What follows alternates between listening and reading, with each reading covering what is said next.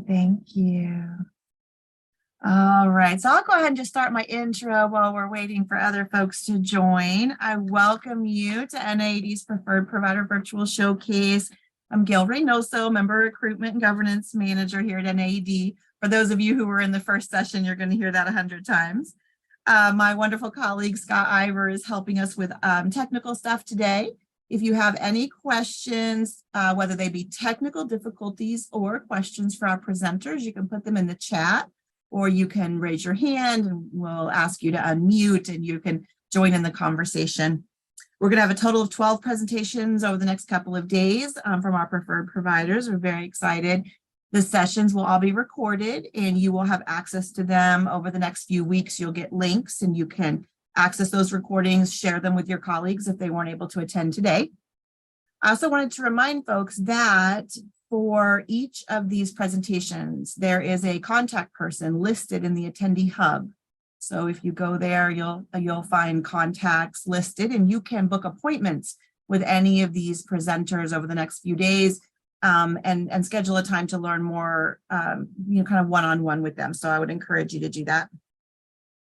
If you need anything during the event, just let us know. I'm going to go ahead and turn the mics over now to Mike and Denise and let them introduce themselves and start their session. Well, thank you, Gail, and thank you, NAED. We really appreciate the opportunity. For any of you that don't know, NAED is part owner of IDEA. We're owned 50-50 by NAED and NEMA, the Manufacturers Association. So we are particularly lucky and fortunate to have NAED in our corner, and we appreciate this opportunity. So today we're going to really talk about product data.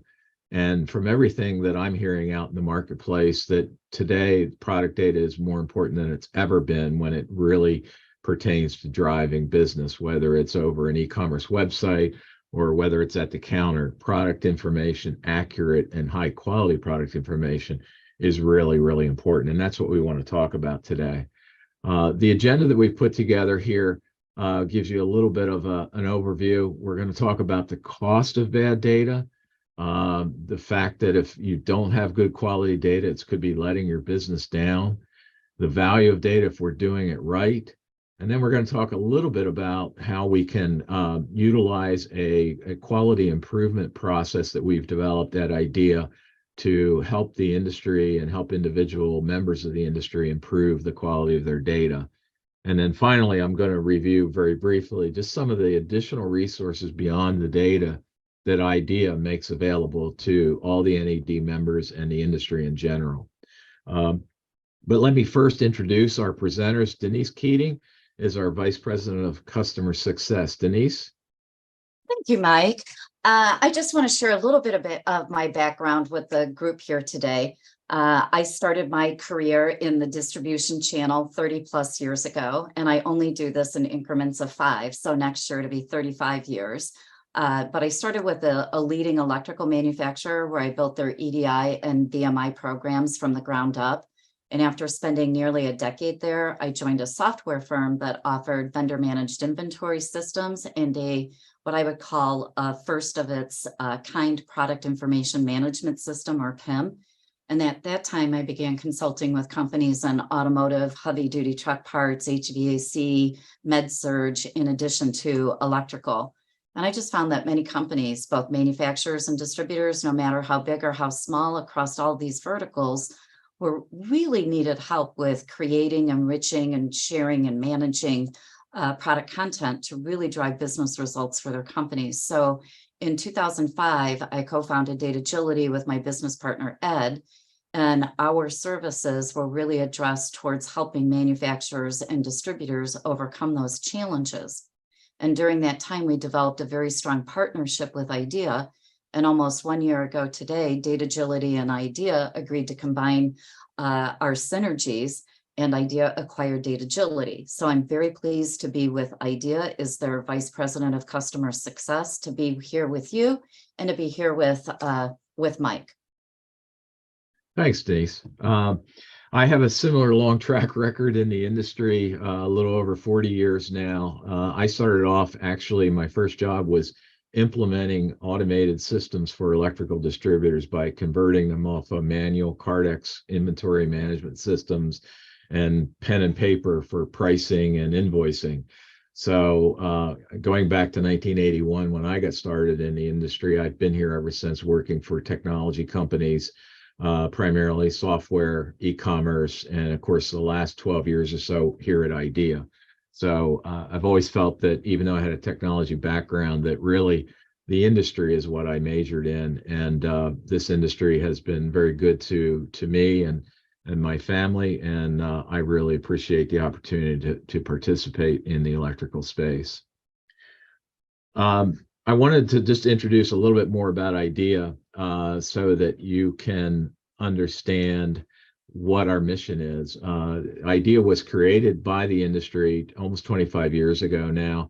And the concept is that they wanted to, and they were really ahead of their time, they wanted to create a way that the industry could create standards around data, just like we had done around safety standards for products. And that those standards would help facilitate the exchange of information and make our industry heads and shoulders ahead of many other industries that are related to electrical. A common numbering system was something NAD was very involved in the early days. Creating EDI as a standard to exchange data in the electrical industry was one of the leaders in all of the North American manufacturing industries.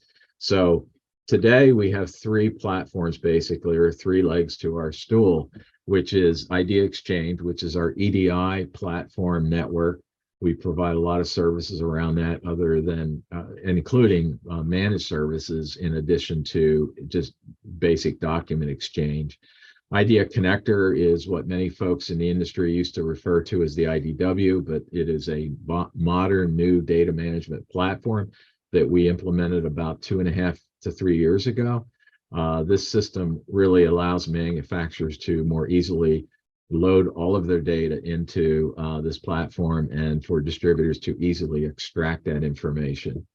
And I'm going to let Denise talk about the Harmonized Data Model, which falls under our data governance responsibilities. Denise? Yeah, thank you, Mike.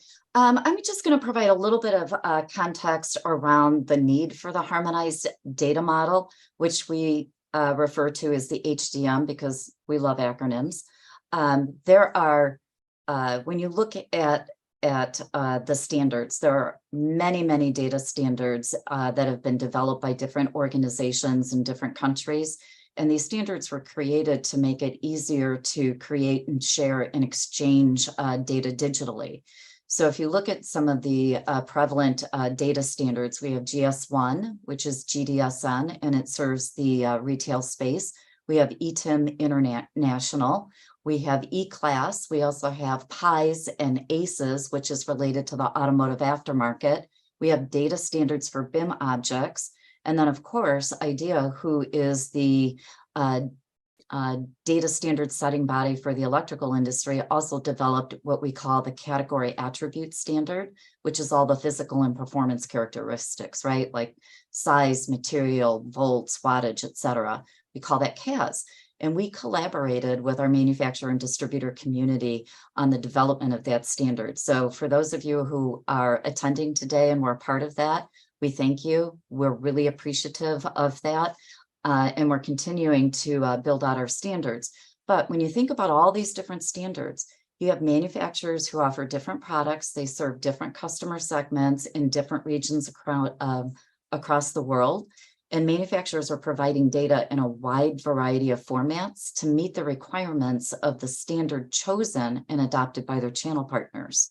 So the Harmonized Data Model is really about unifying or harmonizing those different taxonomies and category attributes.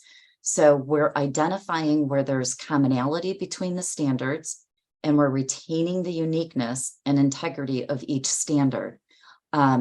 We're currently harmonizing the IDEA CAS with the widely adopted European data standard called ETIM. And HDM is really a data model that lives and breathes in our IDEA Connector platform, which is really going to allow manufacturers to provide a single file that will allow them to meet their distributor demands for either CAS or for ETIM or for both. And in parallel, we're also updating our CAS standard to include data typing rules to normalize the data. This is really going to enable distributors to more easily put the data into motion in their ERP and their e-commerce systems to drive better business results, not only between manufacturers and distributors, but ultimately it's going to deliver a better e-commerce experience for their mutual customers. So that's the HDM in about 30 seconds or so. Mike, I'll turn it back over to you to talk about some of the additional partnerships that we've got in place to extend our value. Thanks, Denise. IDEA has gone way beyond just being a source for data syndication or data synchronization. We're extending the value of the data because more than ever, the data is the core, but there are a lot of efficiencies that can be gained by having centralized solutions for the industry. So IDEA Volumetrics came about because the NAED board actually voted unanimously to encourage IDEA to create a volumetrics database because of the increased usage needed for integrating to automated shipping and handling systems, calculating freight for online sales, also for even quality checks to make sure that items that were picked correctly would correspond to the correct weight calculations that the system would provide. So we're very excited. We've launched that about 6 months ago. We have a number of distributors that are contributing data because they have Qubit scans and they're actually collecting data where maybe the manufacturer has not been able to provide it yet to IDEA. So I would encourage anybody that's interested in using some of those modern systems with handling and warehousing to consider IDEA Volumetrics. And I'm just going to hit on a couple here too.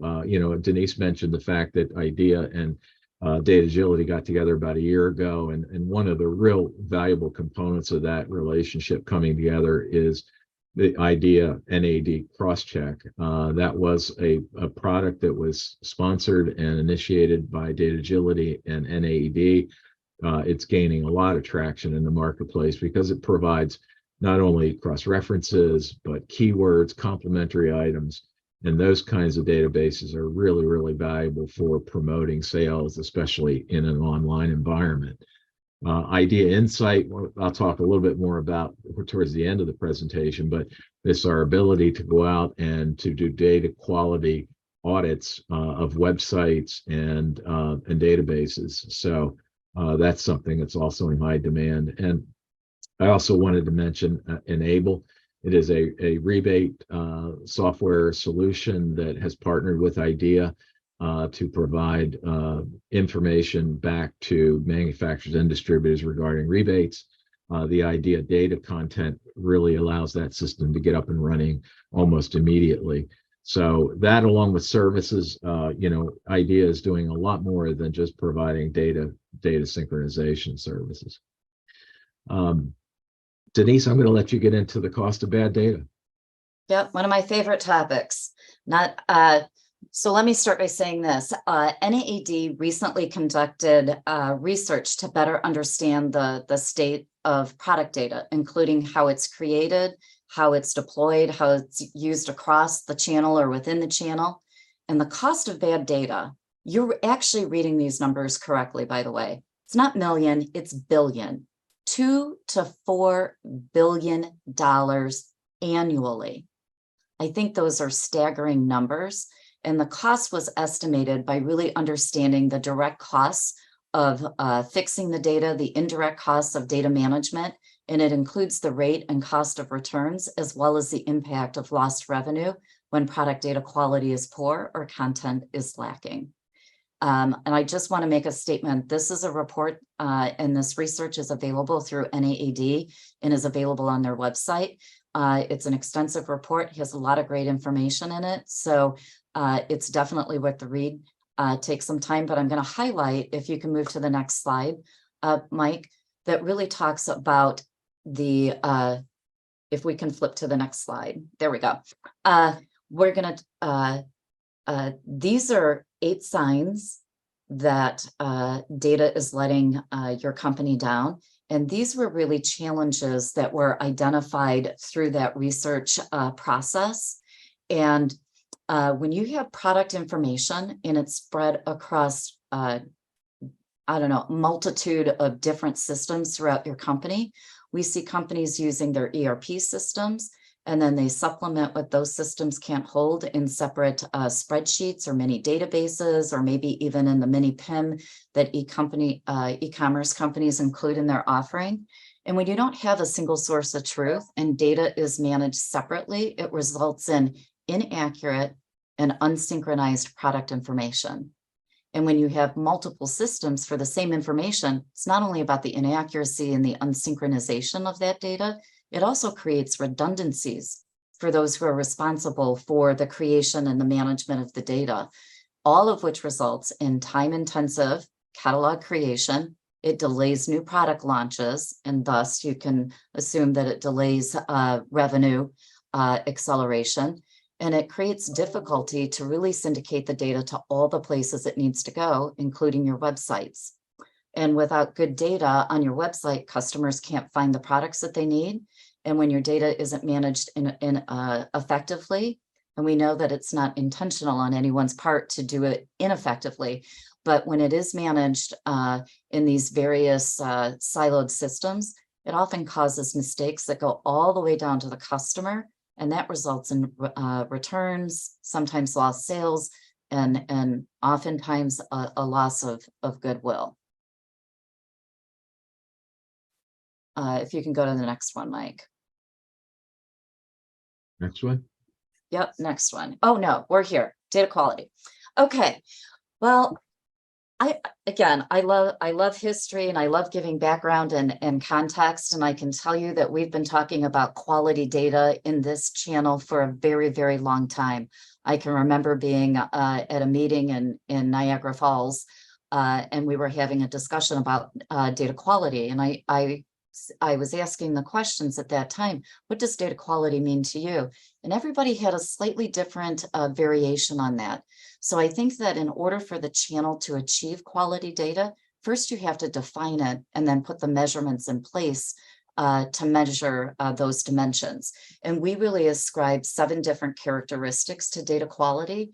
The first is, of course, kind of like the data needs to be accurate. And when we talk about the accuracy, it needs to be a perfect reflection of the data that's in a manufacturer's source system. So whether that's their engineering, their packaging, their pricing, their marketing system. And there are validations that you can do, and cross-integrity validations that you can do to help you ascertain the accuracy of your data. Data also needs to be complete. When we first started in the industry and we published the standards, there were fields that were required. And, we'd have conversations with companies and they'd say, well, I'm, supplying all of the required fields for the standard. And that's one definition, but probably a more robust and more effective definition is, are you actually providing all of the data that you need to accomplish your business objectives with your channel partners? Once you have a solid understanding of your objectives and you identify the data that's required to support those objectives, it's really that data that needs to be provided into the marketplace so that you can drive the business results that you would like. Consistency, right? This is all about normalization. And when you have manufacturers, you can have a single manufacturer who does a great job of normalizing their data. But when you take that data and you add it to a pool of hundreds of manufacturers and they're using different normalization rules, it creates havoc for the distributors, at least in terms of being able to quickly put the data into motion. So normalization is really key, and it's really closely tied to our standards efforts. So I'm going to come back to timely in a minute. So the standards, right, are really about the fields, defining what those field definitions are, defining what the values or the quality rules are critically important in the standards or the development of the standards. And I just kind of want to emphasize what Mike said earlier, which is when you look at our industry and we have the industry data standards in place along with a platform like the IDEA connector to create those efficiencies in the exchange and sharing of data, there are many distribution channels who do not have those same advantages. And when you do a comparison between where we are and say plumbing or HVAC or an industrial, we're much further along in our journey. Now, does that mean that we don't have an opportunity to grow? We most certainly do, and we're going to continue the build out of the standards as I mentioned briefly with the HDM and the updates to the CAS standard. And it's important to provide data that's timely, which is really when you provide the data at the point in which it's required, and then you keep that data up to date, not only in your internal systems, but in how you're sharing that data out into the marketplace. And I think a couple of things that I want to hit on the timeliness of data and how it impacts organizations is that when we're doing price increases, it's really important to have advance notification of that price increase out to your channel partners. Not only do the distributors need it so they can update their systems, they also need to revisit their pricing with their customers. So oftentimes we may think 30 days is okay when the reality is that probably 60 or 90 days is a time frame in which distributors and customers need in order to process that information. I like to talk about the product launches. You know, manufacturers invest in the development of new products. They invest in their print material. They invest in their websites. But in order for the distributors to really purchase those products and to promote those products, they need that data digitally. And it's always better to have that data in advance than it is after the launch of the products or all of the print material that goes out. And last but not least, we see a lot of companies who look internally and say, this is the data that we need in order to make our systems work. And that's important, but you have to have an external eye towards the marketplaces that you're serving and understanding what their requirements are, how their systems operate, so that the data that you create can not only be used internally, but also that it can be easily used by your channel partners. And easy to use is really simply being able to take the data set that you provide and not do any additional manipulation and put it into motion right away. So when you have, you know, if you don't have good quality data, the challenges that we listed earlier are what you see. And it also means that your mutual customers could be just one click away from becoming loyal to the competition. But when you provide that A+ product content, it has a direct impact on your conversion rates and your profit margins throughout the supply chain. And I want everyone to really think, right, that data is a journey. You start with the basics and then you elevate your game and you continue to create and provide additional content that's going to resonate with your customers. And then as you get more mature, you begin providing more sophisticated data that's going to convey your unique value proposition. It includes things like your marketing statements, your warranty information, your features and benefits, multiple images, 360s, BIM objects. All of that data is going to increase the shopper's ability to buy with confidence and reduce returns. And then here's a point of, I think that many companies are not focused on yet today, but it's equally important to provide the content that will support your buyers in the post-sales process. So the installation, videos and instructions and the wiring diagrams and all of that additional information is critically important as well. And all of that content, when you combine it with a powerful and robust website, it increases what I would call customer stickiness, and it's what really keeps your customers coming back, and it builds your reputation as a trusted brand. And so at the end of the day, when you think about data, it's really the fuel for technology, whether it's ERP, right, for the sales at the counter, whether it's your e-commerce system, your warehouse system, your EDI, your VMI programs. The better your data is, the greater your return on investment will be. So putting all the pieces together, we're really focusing on developing a new data quality 4-step process to help manufacturers and distributors improve the quality and completeness of their data. And again, because we love acronyms, and data is my favorite 4-letter word. It's D for discover, A for assess, T for transform, and A for auditing. And I'm going to describe just as briefly as I can each one of the steps. The discovery process is really about a data sync analysis process where we're going to identify and remove the data errors and the gaps that cause lost sales and ordering inefficiencies.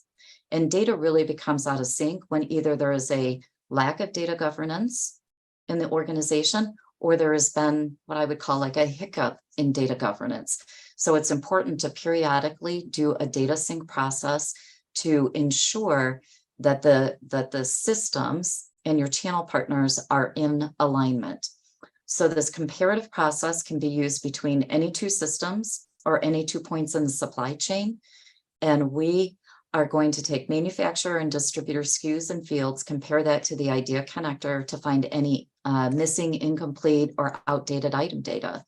And the report will outline any of the corrective actions that's required for the item and at the field level.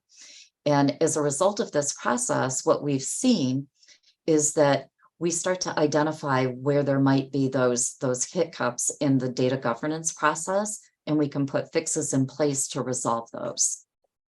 The second step in the process is the assessment, which is really a focus on the data quality analytics. So once you have all your data in sync, we're going to evaluate the fields of data based on data quality rules, and we'll provide the executive management team and the data stewards with meaningful, relevant reports that will show where there's opportunity to make improvements to the data. And for the data stewards, we'll provide that, again, that detail level of reporting that shows you where the corrections need to be made. And while these reports are designed to highlight where those areas of improvement are available, we want you to know that you're not alone in the data quality journey.